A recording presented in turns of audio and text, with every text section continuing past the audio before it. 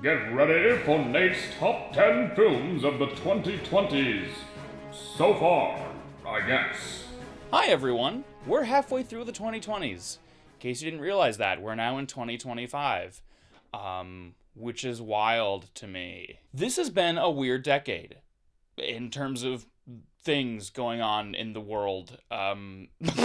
So to try to counter the existential dread that a lot of us might be feeling, I wanted to do a video about the positives of the 2020s, particularly movies, because that's typically what I talk about on this channel. There's been a lot of really great movies so far this decade, and I just felt a desire to talk about them because there's a lot of great movies that I haven't really talked about on this channel that I want to highlight. This top 10 is very personal to me. So there's a lot of movies that other people would put on this list that I'm not putting on there. Like, a lot of people would definitely put Oppenheimer or Dune on the list. I didn't. These are not the objectively best movies of the 2020s so far. They're just the ones that spoke to me the most. A movie like Everything Everywhere All at Once probably should be on this list, but it's not. To be real though, that movie's great and it would probably be my number 11. I have a bit of a mix between movies that are popular and then movies that are a little bit less so, I think I have a nice variety there. Yeah, we'll talk about that.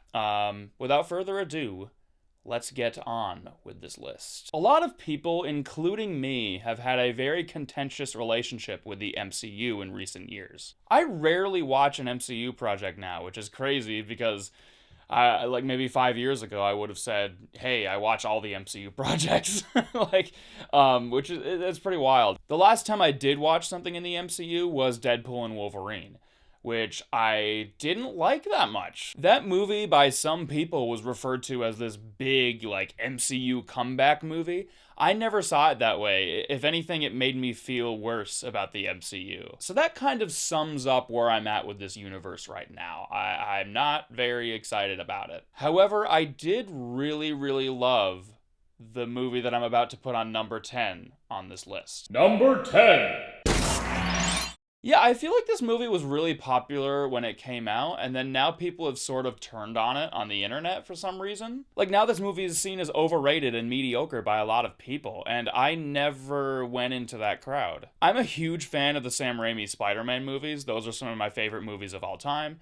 Didn't really care for the Amazing Spider-Man movies at all, and the first two Tom Holland movies were decent. And obviously this movie kind of combines all those incarnations of Spider-Man into one film, while mostly being about Tom Holland, obviously. So it could have easily just divulged into soulless fan service, but I never felt that way. Every single reference to the previous Spider-Man incarnations felt earned to me, and it felt like it served the greater story, which is about Tom Holland's Spider-Man. Every character that they brought back felt like they were important to the narrative, except for maybe the post-credit scene. I didn't really need that part of the movie. I think genuinely the best use of one of the legacy Spider-Man characters from a previous incarnation of Spider-Man was Willem Dafoe as Green Goblin. They made him the main villain in this movie, which was such a smart move. I love Willem Dafoe so much, and the Green Goblin, Willem Dafoe's portrayal specifically, is my favorite Marvel villain of all time. I like him even more than Thanos.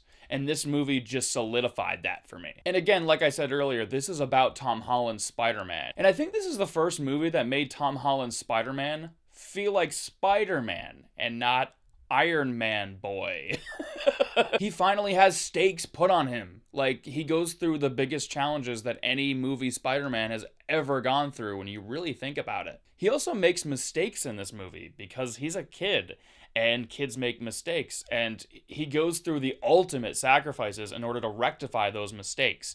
And that felt very Spider-Man to me. Spider-Man goes through hell and back and still chooses to do the right thing. And this movie really exemplified those themes. Even the filmmaking and the action sequences in this movie were a lot more memorable than a lot of other MCU movies to me. Like, for example, the scene where he's fighting Willem Dafoe in, like, that apartment building. Willem Dafoe's just throwing him through those floors. Like, it's so good. I think in hindsight, this is my favorite movie in the MCU. And when I say MCU, I'm not counting like X-Men or Sam Raimi's Spider-Man. I'm counting specifically the movies that are in the MCU world, I guess, is what I'm trying to say. Number 9.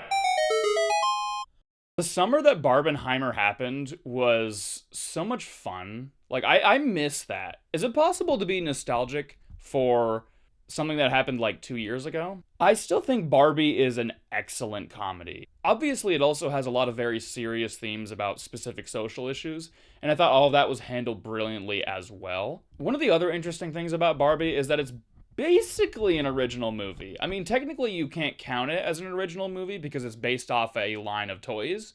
But, like, the story is completely original. It feels like a very different take on the Barbie doll. And that's why it appealed to so many people. And I think that's what makes this movie stand out so much, is that it's specifically Greta Gerwig's vision. It doesn't feel like it's really adapting anything, despite it actually being technically an adaptation. Margot Robbie is iconic in this role. She's incredible.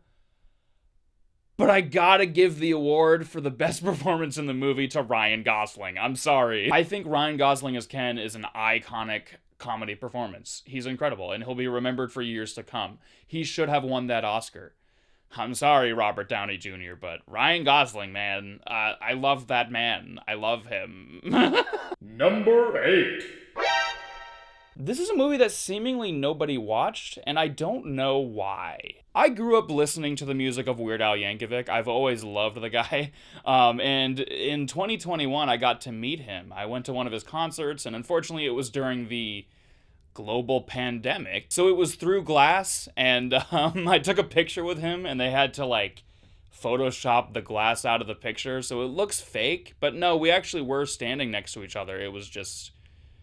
there was glass there. I did get a small video of my dad taking a picture of Weird Al, so I have proof. This is not photoshopped. I actually met Weird Al. But back to the actual movie. Weird the Al Yankovic story at its core is a parody of biopics. You don't even necessarily need to know anything about Weird Al in order to enjoy this movie. You can just kind of watch it as it is. It's completely fictional to Weird Al's actual life. There's maybe like a few tiny things that are accurate to something he actually did, but there's not much of that. It's specifically there to make fun of movies like Bohemian Rhapsody or Rocketman that have a very specific biopic formula. In real life, Weird Al is a really unproblematic, innocent guy. Like, he hasn't done anything wrong. And so to make this movie where he's like this drunk criminal guy is the funniest thing ever. This movie actually feels very unique. I've never seen a movie quite like this, that satirizes biopics in this way. I didn't even mention that the lead of this movie is Daniel Radcliffe as this fictionalized version of Weird Al, and he's amazing. I love Daniel Radcliffe so much. I want to see him do more roles like this. He's definitely escaped the Harry Potter typecasting, at least for me. Weird the Al Yankovic story was very slept on. I strongly recommend watching it, even if you don't know that much about Weird Al himself. Number 7. I just did a top 10 movies of 2024 video where I talked about Wicked, so I'll try not to make this segment too long, but Wicked is fucking great. One of the things I didn't highlight in my other video is that the filmmaking is insane. A lot of the sets are practical, even when you'd think they wouldn't be. It's crazy. It definitely deserved to win production design at the Oscars. I'm glad that happened. I think it's awesome that people of all ages went out to see Wicked because the themes of this movie are really important as they relate to our world. The messages of this movie really, really resonated with me. I think a lot of people, like, the messages kind of went over their heads, which is kind of funny, but hopefully for everyone that didn't really get the messages, there's someone that resonated with them like I did. I related to Elphaba a lot in this movie. She obviously throughout the movie goes through issues about discrimination. She's gone through a lot in her life, and it causes her to have a very heightened sense of justice, not only for herself, but for other people. I've never said this in a video before, but I am autistic, and I related to those qualities in Elphaba quite a bit. She's not necessarily a metaphor for autism, obviously, but there's a lot of metaphors that are happening with her, and people who just feel like outcasts can relate to her, and I think that's really cool. There's a bunch of other elements of this movie that are metaphors for discrimination and fascism and how all of that works, and Yeah, it felt really relevant. It's an incredible movie, and I can't wait for part two. I can only imagine how good that's going to be. Number 6. Oh crap, I put a second Spider-Man movie on this list. Whoops. I really love the first Spider-Verse movie, Into the Spider-Verse. I think that is a movie that is universally agreed to be a great film. But I think Across the Spider-Verse improves on it in every way. This is one of the best sequels I've probably ever seen. The stakes feel so much higher. There's a ton of twists that happen that I love. I love Miles Morales as a character, and I love everything they do with him in this movie. But I think my favorite character this time around was Gwen. Her arc in this movie is heart-wrenching and beautiful, and I think her relationship with Miles is one of my favorite on-screen romances ever. I'm not usually as invested in romantic relationships as I have been with these two characters. Across the Spider-Verse is a movie that is similar to Empire Strikes Back in the sense that it feels so quick, despite not being quick. Like, it's like a 2-hour movie, but it feels like 30 minutes because it's so fast-paced and everything is so good. And then, like Empire Strikes Back, it ends on this cliffhanger and you're like, what? I need to see the next one. I think in my overall Spider-Man ranking, Across the Spider-Verse would be third under Spider-Man 1 and 2, the Sam Raimi ones. Number 5. One of the things that annoys me is that when someone just kind of sits on their couch and is like, hey, I don't like how there's no original movies anymore. It's not worth going to the movies anymore because there's no original films. I don't know what that voice was, but it just kind of came out of me. Most of the people who I'm quoting, though, probably didn't go see The Substance. They probably just kind of avoided it. They were like, that looks weird. I'm not going to see that. It's true that in the blockbuster space, there's not that many original movies that come out. That is accurate. But if you go a little bit beyond the blockbuster space of film, you're going to see a lot of really cool original stuff. And The Substance is a great example of that. If you see every single original movie that comes out in 2025 and then start saying that there's no original movies that come out anymore, then I might take you a little bit more seriously. My jaw was on the floor through several parts of The Substance. I think for a lot of people that was the case. This movie is insane. I don't think you'd be able to name another movie quite like this one. It's a very unique and strange, morbidly fascinating, gross movie. Is a good way to describe it. Like I said in my 2024 video, I think this is the significant horror movie of this decade. There always is one or two, and this is the one of the 2020s. I'm so glad it was nominated for awards at the Oscars. That really surprised me.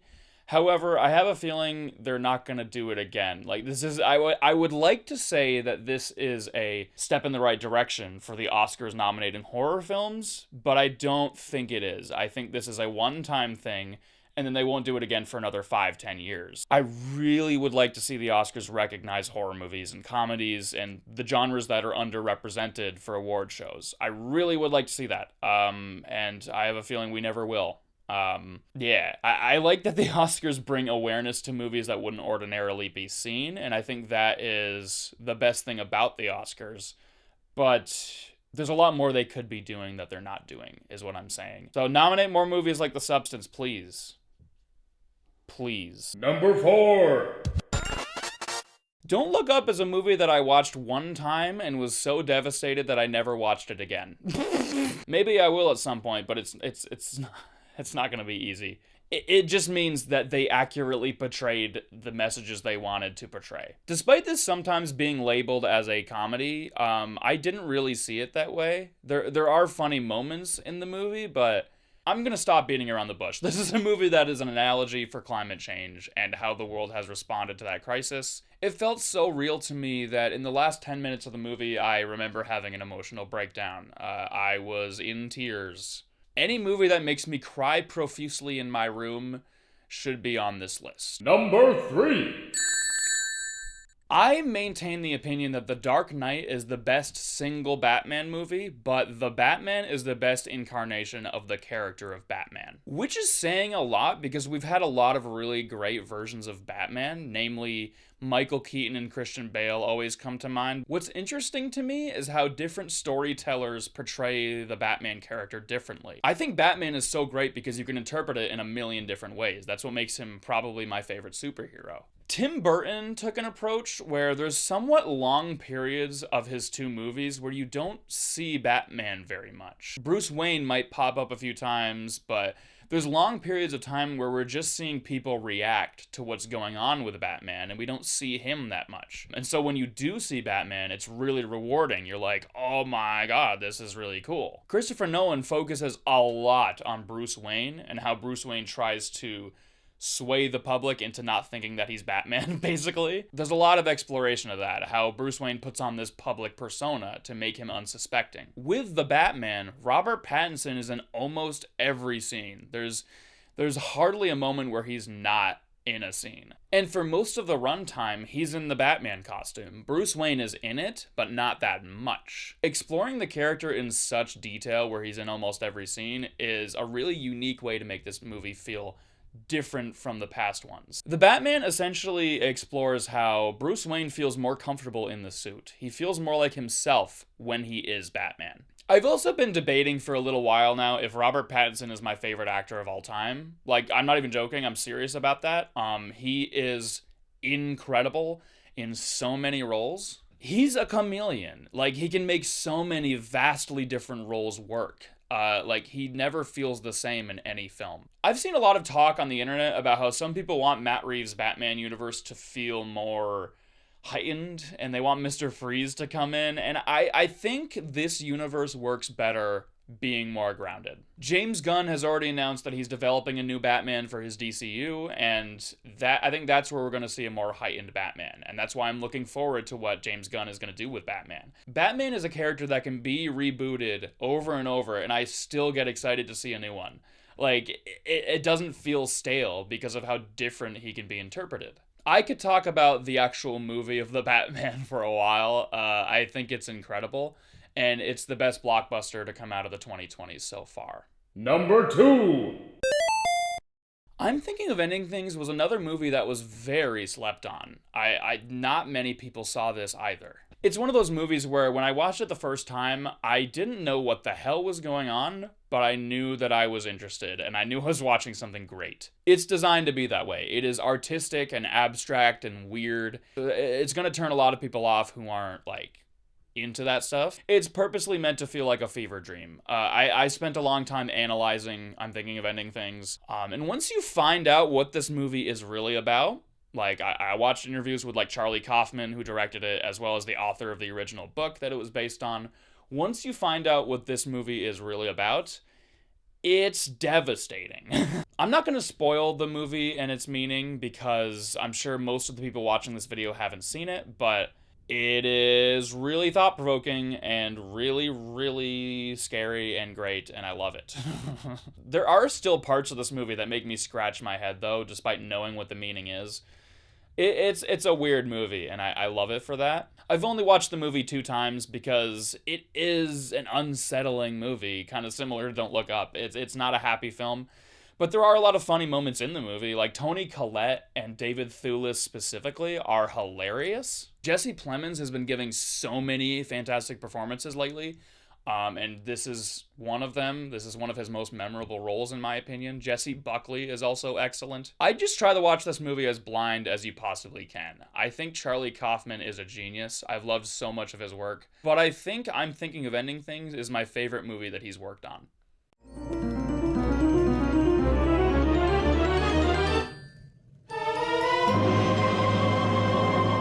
Number 1! I don't care if you want to say this doesn't count as a movie. I'm gonna count it. This is one of the best things that I have ever seen in my life. For whatever reason, when this came out in 2021, I didn't watch it. I don't remember why. I just didn't get around to it for some reason. I don't remember why. I should have watched it. dumbass. And then 2 years later in 2023, I finally did watch it, and I was like, wow, Bo Burnham's a really talented dude. I like him a lot, and this is really cool.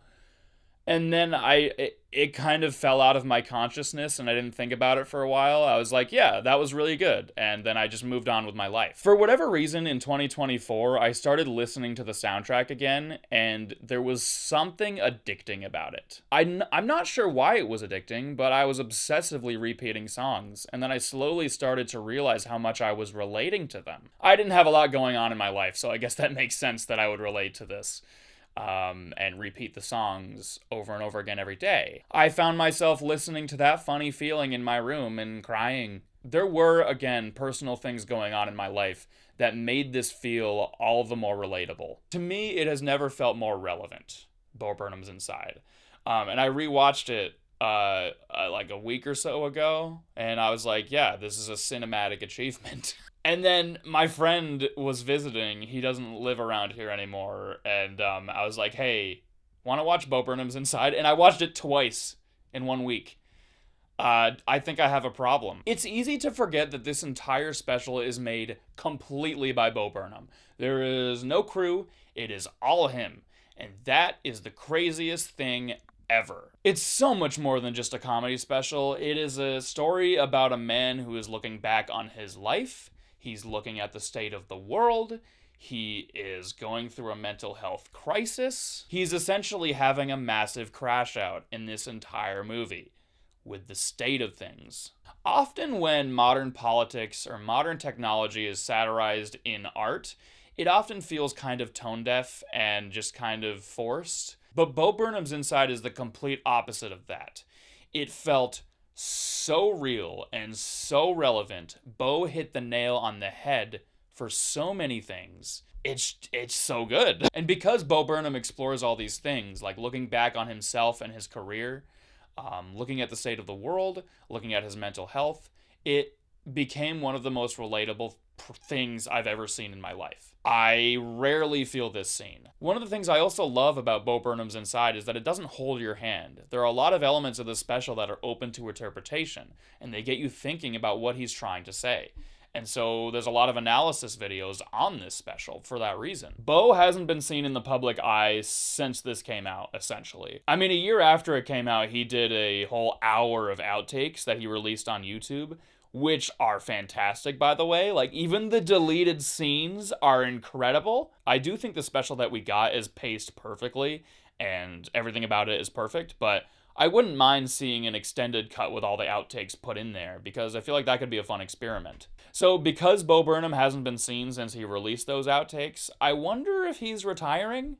Probably not. He probably would have said something specific if he was retiring, but he's expressed interest in wanting to retire before. If he is retiring, I'll be sad, of course, but I'll also be happy for him. I mean, he's given us incredible work, and if he feels this is a place to stop with his magnum opus of Inside, I'd say he's given us enough. It took me a while to fully appreciate Bo Burnham's Inside, but now it is one of the best things I've ever seen. I'm serious. It's incredible, and incredible art like this doesn't come around very often. Oh, the other thing I forgot to mention is that I made a movie in the 2020s. I made several. I always find a way to promote myself in these videos because I really want people to see my art that I put out. I made a movie called Shoulder Angels right around the time that the global pandemic hit.